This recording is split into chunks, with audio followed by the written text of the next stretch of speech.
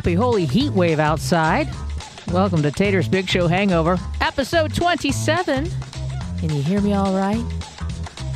Good to have you here for one more round.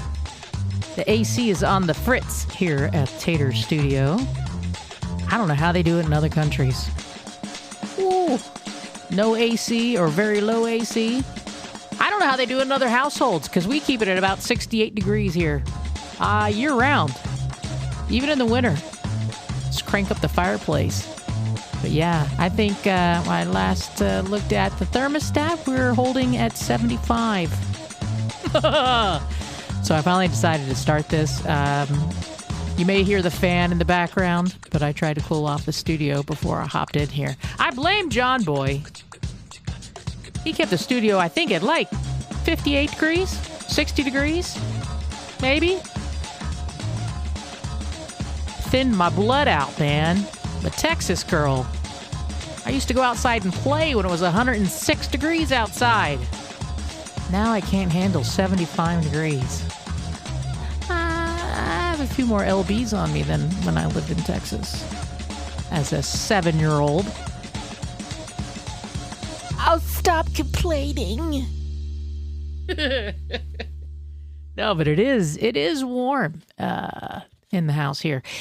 John Boy used to keep the studio, like I said, like around 58, 60 degrees. When we were in the big building, I know that Barry had that had John Boy positioned right underneath through the vent. So he was right under the vent, and that was good. But then I moved around that room so much. I think my longest stint, though, was sitting next to him and getting the contact of that cold air. Then when we moved to the latest place that you recall us being at for like the last 3 years, they, I think, had it on a climate control. Because we would pump that sucker down into like 64, 62, but I don't know that it ever really reached that. The other place, the old place, we would monkey with that thermostat. It would get down to like 54, 58, and we would be freezing out the folks in other studios and in other offices because it was all on the same. I don't know my technology there, Normie, but somehow his thermostat there controlled the temperature in some of the other rooms down the hall. And you would see those poor people be all blue and bundled up and trying to come in and beg for it to be pushed back up. And it never would until we were done with the day. But anywho, I hope your AC is working just fine. If you're in your car, in your house, you know the drill. The most use I've got out of Barry so far, the whole time, most of about 80% of what I see anyway. Of course, I don't see you working, doing regular business. Yeah, and Barry, for the record, if he doesn't see you doing something, he assumes you're doing nothing. So you know. Barry's been working on my air conditioner, because when we moved in, the whole deal, these brand new studios that we built, here I said the one thing that I needed was just, a good air conditioner, like we had the old studio. Well, you say it like you said it. See, actually, you ordered it. That's the only thing, my request. I mean, with all these computers and all this new equipment and stuff like that. So when we got in here, it started warming up. It was in the winter, moved in January, and it was hot, wasn't it, Jackie? Yeah. It was hot. That's not exactly the level of enthusiasm he was looking for. Man, I said, you stupids, one thing I want, air conditioning. Meanwhile, we're all sitting around in parkas because we think it's plenty cold. It wasn't cold. So then Barry comes and works on it, man, and shade trees this whole deal up here where it's like it went down to 50 degrees. And then I know, Billy, back me up. I mean, you'll be honest with me. They were doing that just so I'd suffer. They were suffering cold because to see me suffer being cold for the first time ever. Is that right? I'd prefer not to answer that because I really didn't understand the question. I thought I was with you there for a second, and you kind of lost me there at the end. All right, let me see if I can explain this. Like, here I am. Now I'm freezing, okay? Right. And Randy and Jackie and everybody around and Barry, they got so cold. And they aren't saying anything about how cold it is. Right. They were doing that because they wanted me to say that I was cold. Exactly. Right? Oh, absolutely. Okay, all right. No doubt about it. All right, well, that's what I wondered then. And I held out for as long as I could. Oh, yeah, you're the Iron Man. Why, with these powers, you can become a superhero. But Lucas, Aaron Lucas, air conditioning guy, so we brought a thermometer, and it was 50 degrees and like a 15-mile-an-hour wind. Yeah. Sitting under this. So wind chill actually played a part in it. Do the math. The wind chill's about 38 degrees. I'm serious. So anyway, I snapped one day. I know what you're doing. You ain't saying nothing about it because you want me. Okay, I'm cold. I'm freezing. Please help me. Barry and I were out at a restaurant this week. Yes, I know. That's every week. I don't cook. I don't cook very well. So the band likes to eat, so we go out. Anyway, there was this guy behind us who was having a full-on FaceTime conversation. Just right there. Loudly. Phone volume all the way up. Talking louder because I guess he couldn't hear or thought his pal couldn't hear him or whoever he was talking to on FaceTime couldn't hear him. And so his volume was going up as his person that he was talking to, his volume was going up. He didn't realize that there are like 40 other people trying to enjoy dinner. And then I started thinking, this isn't a one-off anymore, I mean, this just didn't happen here. I'm seeing it more and more. Are we becoming immune to it? You see it in restaurants, folks in waiting rooms, watching videos, grocery stores, airport gates. You're having to listen to TikTok videos, kids watching cartoons at sit-down restaurants. Have you been privy to this? I know that I don't have that parent, I don't notice it ears. Barry would always say that to me because I didn't even hear it. I'm like, oh my gosh, how can you tune it out? He's like, I've had kids. I'm like, yeah, well, I haven't. And I can hear every little chime and every little thing that's going on that video that kid's watching. Speakerphone conversations, they're happening everywhere. TikTok's playing at full volume in the waiting rooms and doctor's offices. Whatever happened to headphones, everybody? I read an article that said there's actually a name for this now. It's called bear beating. Have you heard it? B-A-R-E. Bear beating. Apparently, bear means without headphones, and beating refers to playing your audio or your beats out loud. So they know that they're doing it, and they've given it a term. So basically, playing your phone's audio out loud in public instead of using earbuds, we needed a new word for that. Here's your term. Yeah, I'm just bear beating. I thought we already had a term for this. Like rude, inconsiderate, self-absorbed, selfish, oblivious comes to mind. We've had a dictionary full of words that describe this the whole time. But no, now we've reached a point where instead of telling people they're being rude, we invent a trendy new name for the behavior and apparently are just supposed to deal with it. Calling it bear beating makes it sound like it's some kind of lifestyle. I don't know, maybe I'm just becoming my parents, but if your phone is entertaining everyone in the restaurant, you're not watching YouTube anymore. We're all watching YouTube. Am I the only one that's noticed it? Maybe so. When I found that article, I also came across some other stories. There's a woman in Florida who's accused of sending threatening text messages to 2 different men, and she's under arrest and facing felony charges, despite what she thought was a reasonable explanation for her actions. So investigators say this woman, 51-year-old, we'll call her Tammy, she texted one man warning, "I will kill you," and claiming that she had a gun and a bullet with his name on it. And when questioned about the message, Tammy reportedly told police, "That's just what girls do." Excuse me? I'm sorry, Tammy. 2 things wrong with that. 1, that is not just what girls do. And 2, you're a 51-year-old woman. You ain't been a girl for a while now. Authorities say they recovered the text from Tammy's phone, which she acknowledged was in her sole possession. No one else had my phone. I've had my phone the whole time. Police also alleged that she sent threatening messages to an ex-boyfriend last month, including warnings that friends of hers would end your existence, end quote, and reference to using a shotgun. The ex-boyfriend told police he feared she might carry out the threats herself or enlist others to do so. I think you might be onto something with this, Tammy. Tammy was arrested and booked into the county jail on 2 felony counts, and she's being held on a $20,000 bond, which I guess they think Tammy won't be able to make. And at the time of her arrest, she was already free on bond. in a separate case involving a DUI and unlawful possession of nitrous oxide. Thank you, smoking gun. Beware of Tammy in Florida. That just caught my eye. I don't know. That's just what girls do.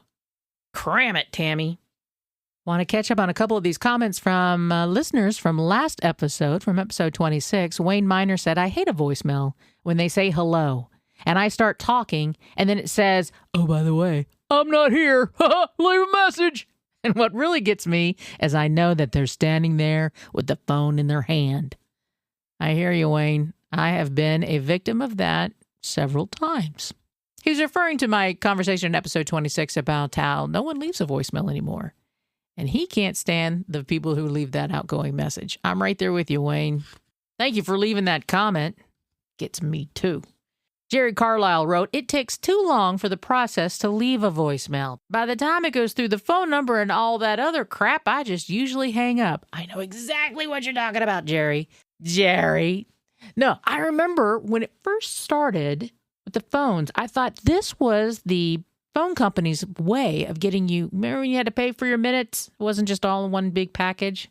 Listen to me, kids. There was a time where you actually talked less on the phone because it took up too much minutes, and you didn't text because they charged you per letter. But anyway, Jerry's talking about, and I could be wrong, Jerry, but I'm taking about when you would call and then it would, hi, this is Marcy. I'm sorry I missed your call. Please leave a message and I'll call you back.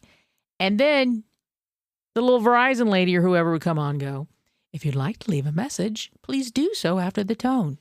If you don't want to leave a message, you can hang up now and try again later. Or whatever she would say, but it would like go ramble on and on. I'm like, I know how to leave a message. I know how to hang up. Please stop telling me how to do this.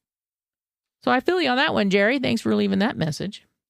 Got a note here from Jeremy Harris on the Facebook. He said, oh yeah, Jeremy and I were talking about voicemail. And I don't think he was a fan of voicemail. And I was telling him that I agreed, but I had to say I was grateful for it because I was able to save voicemails that I had from my mom and my dad. So I still can hear their voice and I can still hear the I love yous and the things that my parents would leave because they would leave voicemails. It was part of their generation. So they would leave voicemails and I was glad to still have that. And I still have it saved today and listen to it from time to time. So he said, that's awesome. I know you cherish that. He said, I'm grateful that you make Tuesday mornings a blast for so many of us. If you get a chance on a future episode, maybe you can play Alabama Emu. That clip always makes me, and then he had laughing emojis. The Alabama Emu. Okay, so a quick setup on that. It was another story, just like my Tammy story from Florida, that John Boy was addressing, telling us all about in the room. And Billy, being the wonderful Billy that he is, and the genius that he is, and the amazing improv comedian that he is, brought the emu to life. That was pretty cool. Well, a 6-foot-tall, 150-pound emu. Is that comedian with a bowl haircut? No, that's emo. That's right. He's about 150 pounds. Yeah. Well, anyway, 150-pound emu fed hell over heels in love. He fed hell over heels. Well, it's more serious than we thought. He fell head over heels in love with the Alabama man and stalked him for days. He was turned loose Thursday on a farm populated by her own species. Emu got a little problem. Diane Roberts, director of the Mobile, Alabama Animal Rescue Foundation, said it was mating season, and she took a fond liking to him. He had to ward her off with a boat paddle. She was absolutely intent. This was her bait. And he kept saying, lay! The giant bird showed up at the home of Ed and Ann Stuarty last month, drinking from a bird bath and eating berries in their yard. How you doing? They fed it dog food. Hey, that's how we met John Boy. Well, last week, the emu began following Ed around. Hey, Ed! Then it became aggressive, chasing their cats. Get away from him! I saw him first! So Ed tried to frighten a bird away by shooting his gun into the air, and the emu just stood there looking at him forlornly. I know how alone you are, Ed. I've cried because of how alone you are. You're never going to be alone again. It was an Alabama emu. See?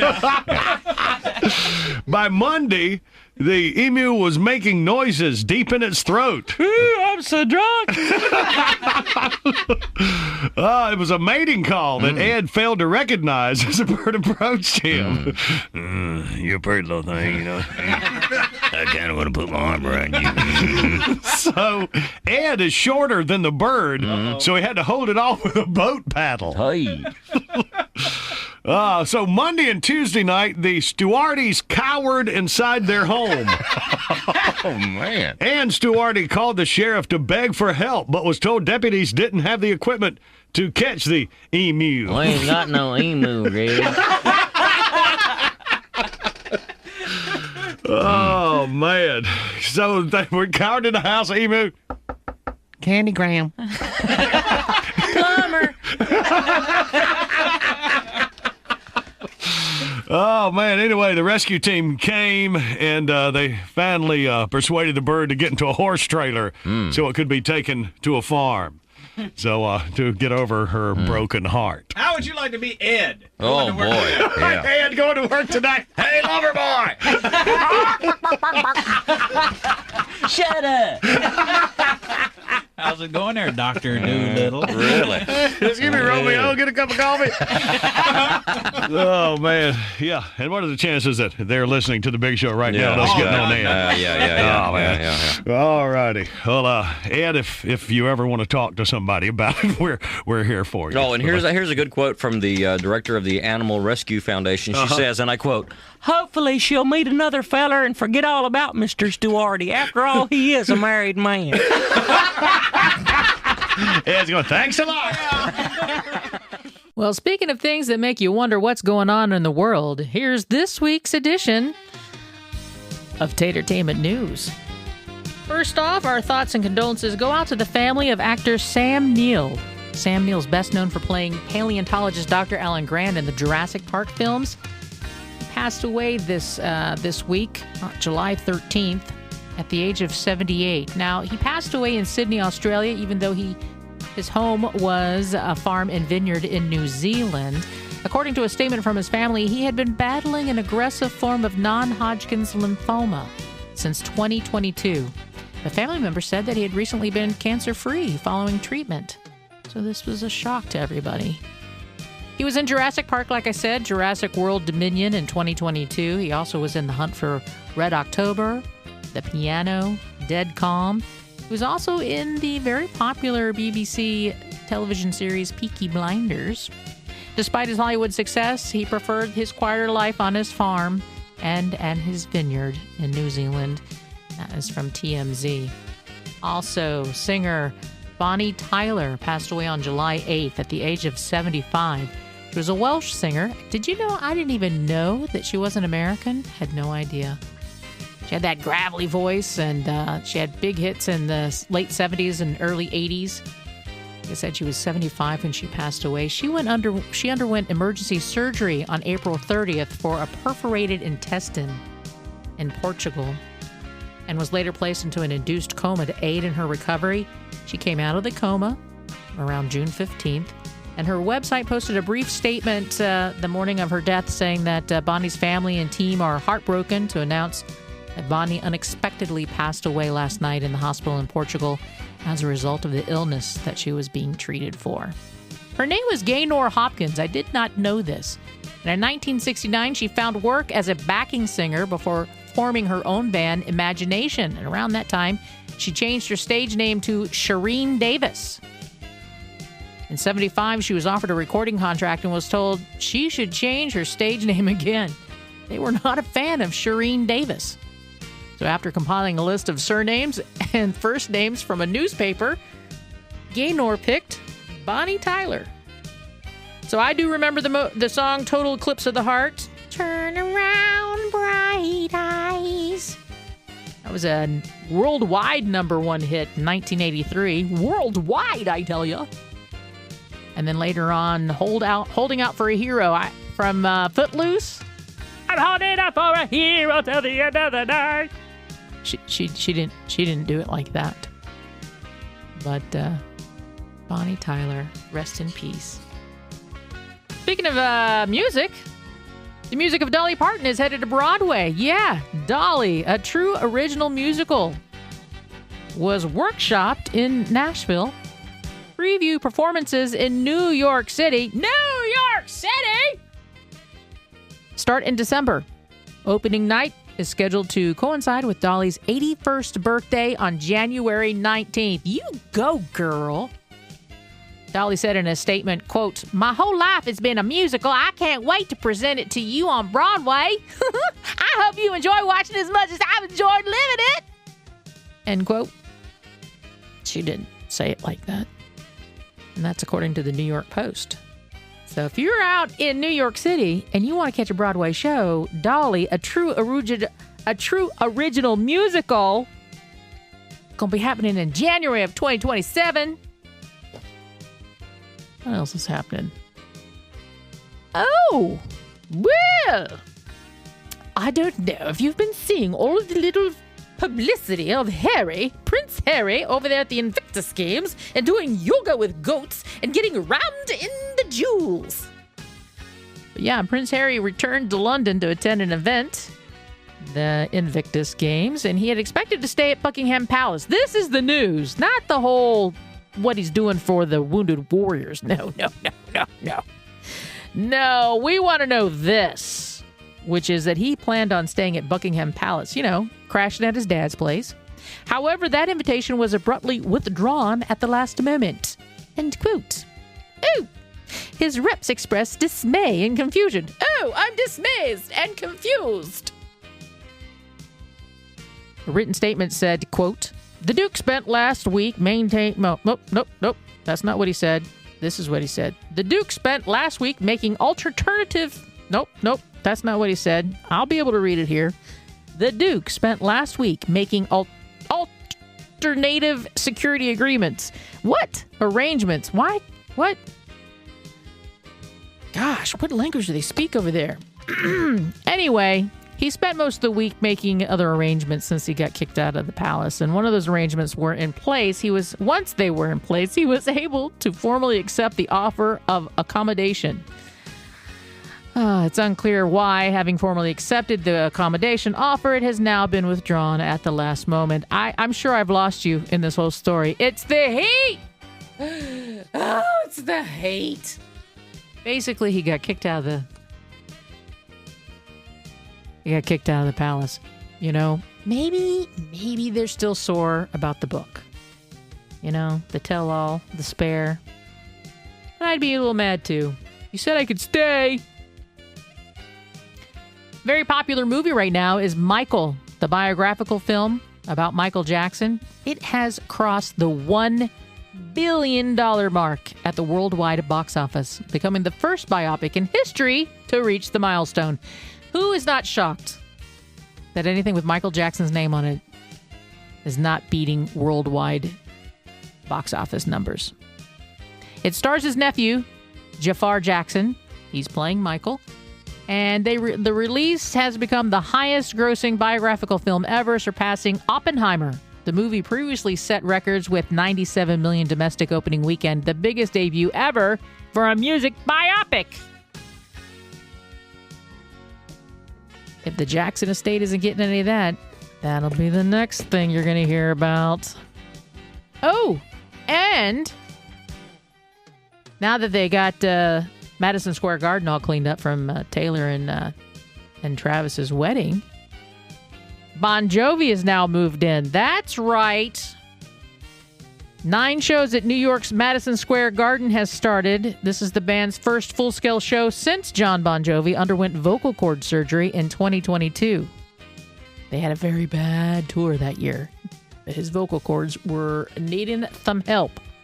By all indications, his surgically repaired cord passed the test as they turned in a 21-song set that started with a cover of Joe Cocker's version of The Beatles with a little help from my friends as a way of him thanking everyone for their support over the last 4 years of his not singing. He told his audience, "I haven't heard the roar of a crowd in 4 years, and I didn't know if I would remember what that was like," adding that he was grateful and humbled by this whole ordeal. So if you haven't seen John Bon Jovi and want to go catch him in New York City, now is the time to do that. So I brought up Taylor Swift. Yes, I did. I have to make amends. I spread the rumor last episode, in episode 26, that there were talks of her monetizing her wedding video. Well, Entertainment Tonight is setting that straight. They said attendees were warned that photography and video was taken throughout the ceremony last week at Madison Square Garden, and many Swifties speculated on social media that Taylor would turn it into a documentary and sell it to the higher bidder. Disney Plus was a popular guess, and that got into the tabloids as truth. But no, for the time being, we'll just have to believe that Taylor recorded her wedding for private purposes and probably a little snippet here and there on her Instagram and socials. She's got to take care of the Swifties. So I have amended that. I told you guys in the beginning I'm just reading you rumors anyway. Like this one, did you know they're tracking Taylor Swift's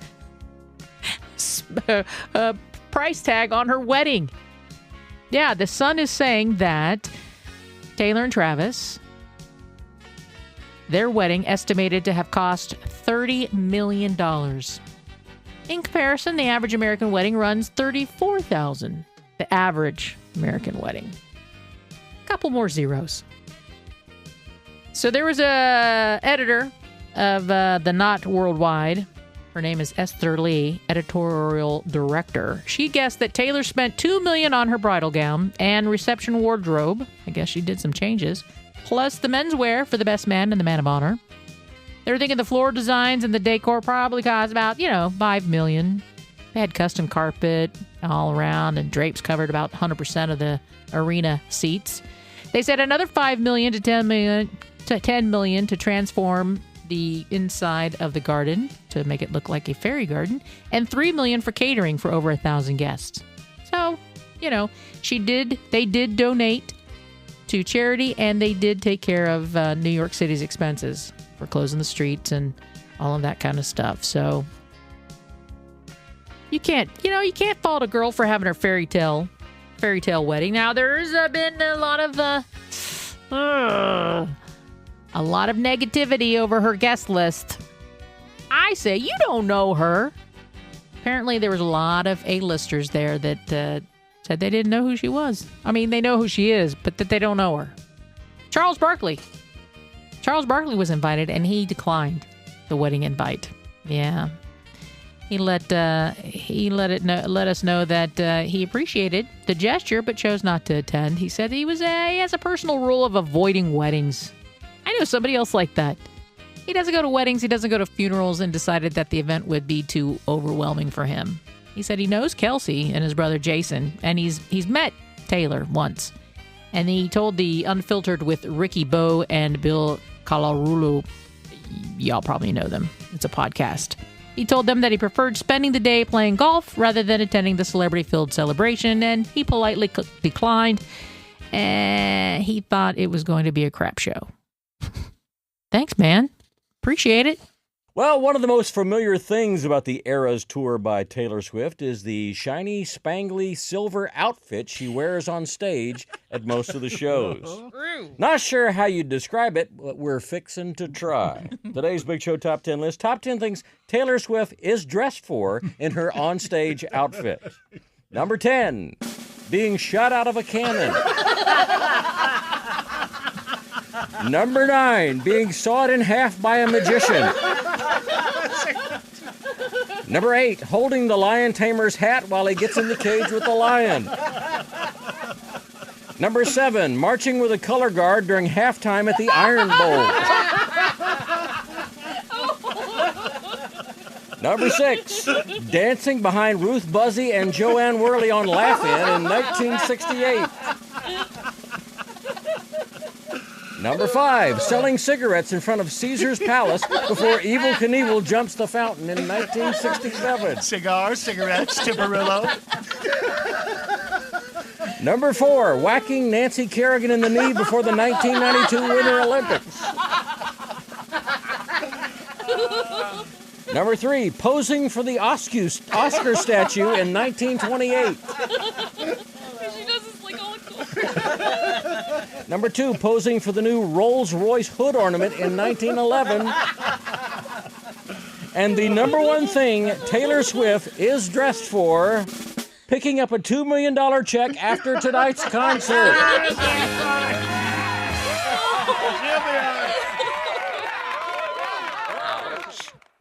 And before I finally let Taylor and Travis go live happily ever after, one thing that they did mention in that $30 million wedding, there's the wedding favors. Taylor and Travis Kelce offered personalized TNT branded boxes, designer bags, Cartier watches, and they did a raffle for a vintage car.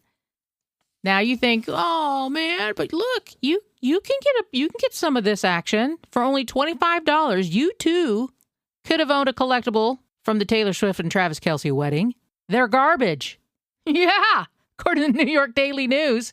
There's a guy, an artist named Justin. I can't pronounce his last name. Let's just call him Justin G. He picked up trash from outside Madison Square Garden, then carefully packed the waste into transparent boxes.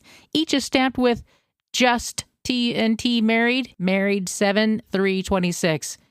Justin pitched his product as 100% authentic, handpicked from the fertile streets of New York, New York.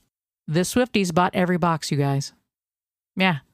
A few of the items he got off the streets and out of the gutters outside MSG include one left AirPod, an ovulation test kit, a ring pop, plastic utensils, bottle caps, a rainbow fan, and cigarette butts. Yeah, okay.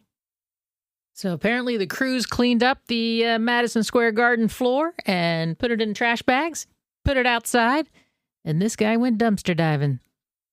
Got him a job and made $25 off each one.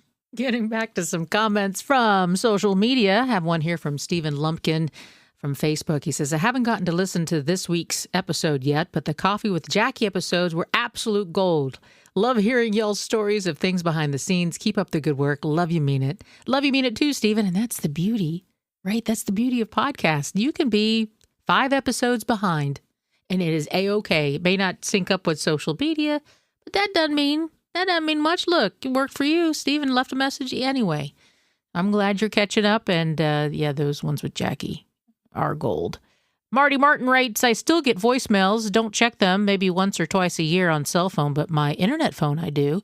What has disappeared? Because that was a question I posed on Facebook. I was like, voicemail disappeared. What else have you noticed that's disappeared? Marty says, I can't find Ford Hook limas anywhere. They're the best darn lima beans, big and fat and sweet and juicy. I'm going to have to look for those for next year. Lima beans, that's one thing that's not out there in the garden.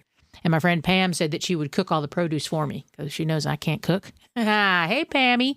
And she's a great cook, a great good Southern food she makes all the time. So she texted me and said that she'd cook it up, but I'd have to also make sure her pantry was full or her fridge was full of stuff. So we might get into that. She said that she put sausage with her purple whole peas. So I'm learning some things. Thank you, Marty. Thank you, Stephen. Thank you, Pam. Let's see. What's this one say? Oh, I just lost it. Richard Sams answered that question. What has he noticed that's disappeared? And he said, options for live operator for customer service. Haven't missed an episode. Keep them coming. Richard, I think you are correct. It's now you get AI in it. You get AI or you get all automated stuff. Exactly. Even if you go online, you're right. Customer service is all AI. No more live people. Or you have to be on there for a while and finally get a live agent. They even call it live agent. Art Ayers wrote, and I hope I'm saying your name right, Art. I mean, I know I'm saying that one right, but it's Ayers. Ayers. He says, now that you've tapped into the Ward Burton series, you should go ahead and play the Ward Burton Raps bit. Enjoying the podcast very much. Well, thank you, Art. Well, where did I put Ward Burton Raps? Yo, yo, check two. South Boston, Virginia in the house. I said South Boston, Virginia in the house. Where all my spotters at?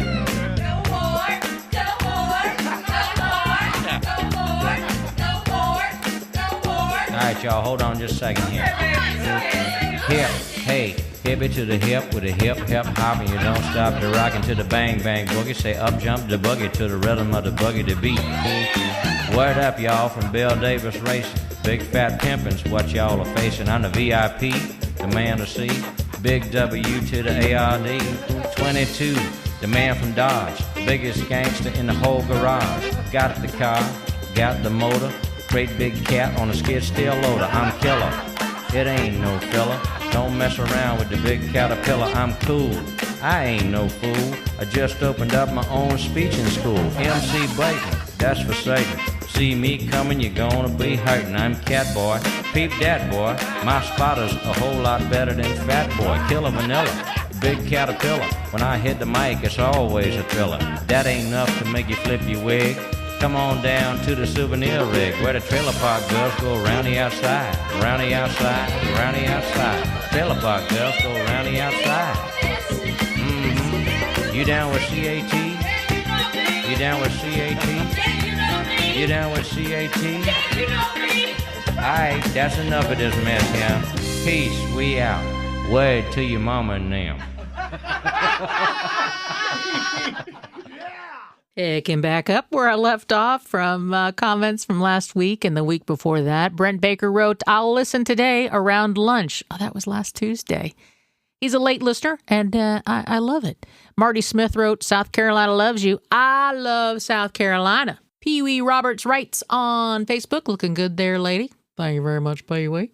Just finished episode 25. It was great. Thank you, Andrew Ballou. Great morning show. Larry Easler. Larry? That is like the best compliment. Thank you. Great morning show. Justin Leedy post. Oh, he posted on my complaining about the mini fridges in the updated hotel rooms. In episode 26, he said, stupid hotel mini fridges. Stupid. They always suck. Laugh out loud. Great show, Tater. Love all things Pillars. Doing Phil McCracken. Awesome. Still anxiously waiting to hear stories, voices behind Agent Murray and Reverend Billy Ray Collins. Well, Justin, all right, you're asking to see behind the curtain. Both Murray and Reverend Billy Ray were Billy. Then in my observations of episode 26 about the voicemails and the grocery stores, William L. Edwards Jr. said, sounds like Mary Jane's been doing some thinking. And what I have to say to you, William, is she's definitely been thinking. And now, Deep Thoughts with Zach the Weed Guy's girlfriend, Mary Jane. Yo, what's up? Oh, I just came by because I've been thinking about you guys. Missed you.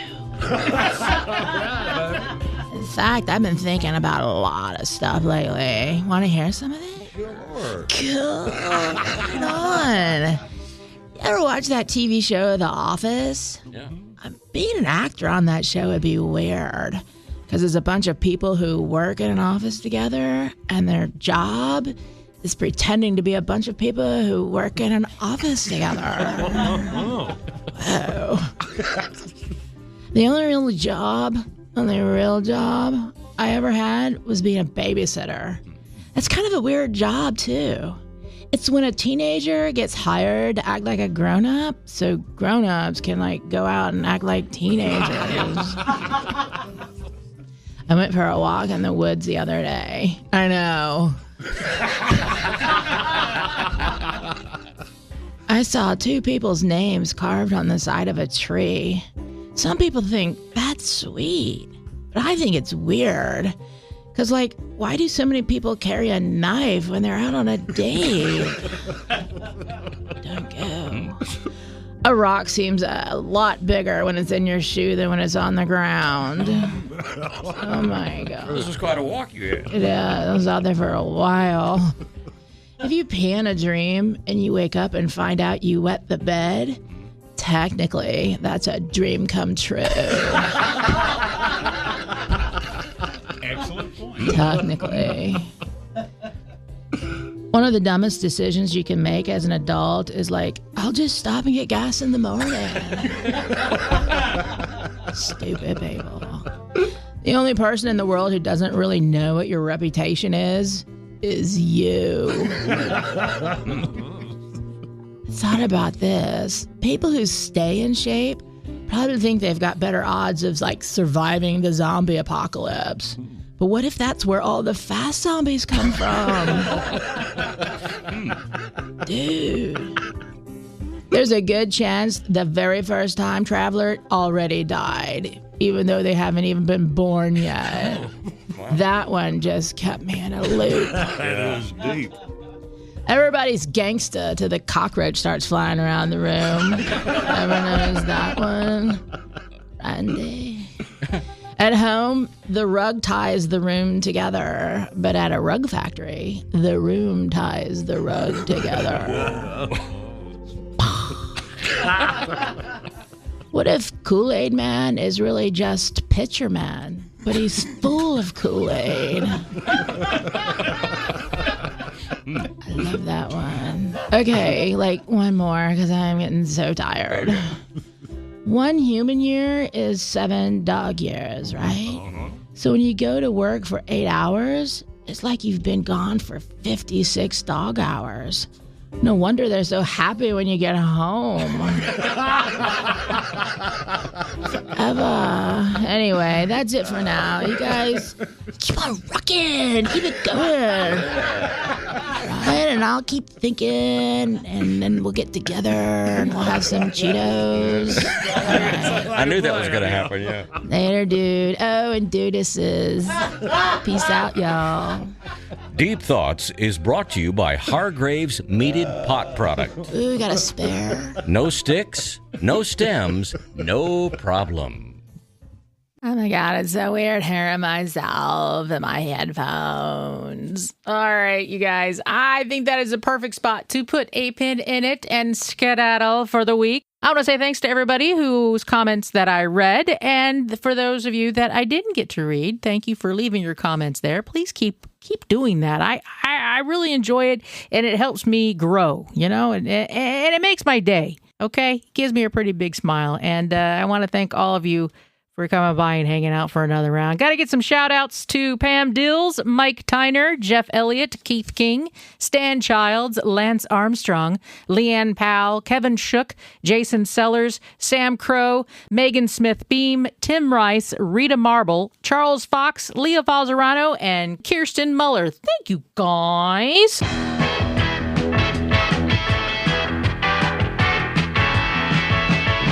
Also, thank you to Outdoor Hand Skin Therapy Cream and their Poison Ivy Scrub. Tubes are available at OutdoorHands.com. Enter the code Tater at checkout. Receive 20% off.